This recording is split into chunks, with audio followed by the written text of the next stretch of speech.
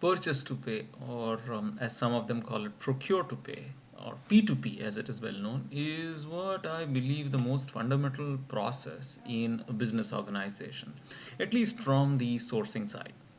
Though sometimes it could seem simple that the process initiates when there is a need and it completes when the supplier is paid, or and when the inventory of the available material increases. Well, it can actually be a very complex process for many reasons. One is that there are many department or business functions involved in a procure to pay process. So the need could initiate with some user department. It could be the production department needing raw materials.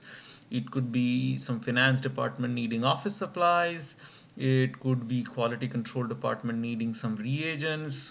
It could be many different users. Two, then there is the procurement department, which finalizes the suppliers and then finally places the purchase order. Three, when the goods come, there is the department, the gate, the incoming department, which accepts the materials. There is quality control, which certifies that the incoming material is good enough. Then there is the accounts payable, which has to finally pay for the material. And of course, even before all this, the accounting and finance department has to plan and budget for the survey. They have to plan for the cash flow and the availability of funds. So as you see, all these different departments make it one reason why the process is complex. Second, there are many different types of purchases. Some purchases could be for raw materials, which are very regular. Then there are one-off purchases of something that could be required. You could purchase maintenance items, office supplies, travel, purchases paid in cash, purchases paid on credit, purchases paid using P cards, purchases paid in different types of currencies. So what happens is the process, like I said, it becomes very complex. And remember, an organization generally would have many different specific P2P processes.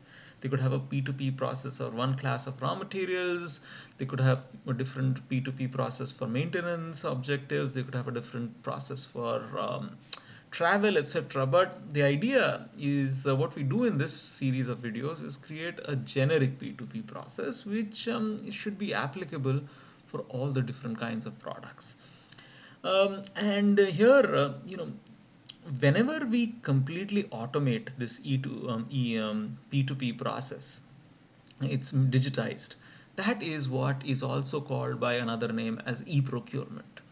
So you can say that e-procurement is nothing but a completely digitized procure to pay or P2P process. Given that most organizations have a substantial part of their COGS or cost of goods sold as purchasing, and this can go as high as 75% of cost of goods sold could be procured parts in some cases. Um, P2P becomes very important. But even now, many organizations have weak P2P processes, and the weakness, according to me, stems from three reasons. Number one, the processes are manual. So the requisition is created by the user department by actually writing down using a pen and paper on a manual form what they actually need. The form is physically moved to the purchasing department or the approval department, and then eventually a purchase order.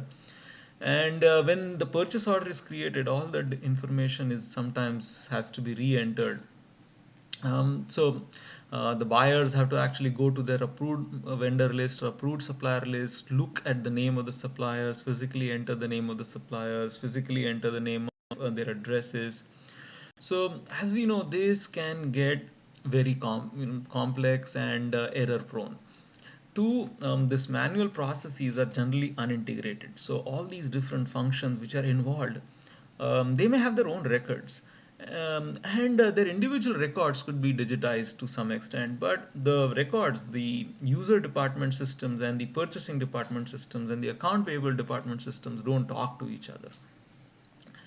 And a huge problem actually happens when there is some kind of a reconciliation and we bring all the documents together. So we want to do a three-way match. Well, The requisition could say 1 dozen, the purchase order could say 12, and the invoice could say something else. And for a person who's doing the processing, these things don't match and it's held up, and a time is consumed in somehow making things match.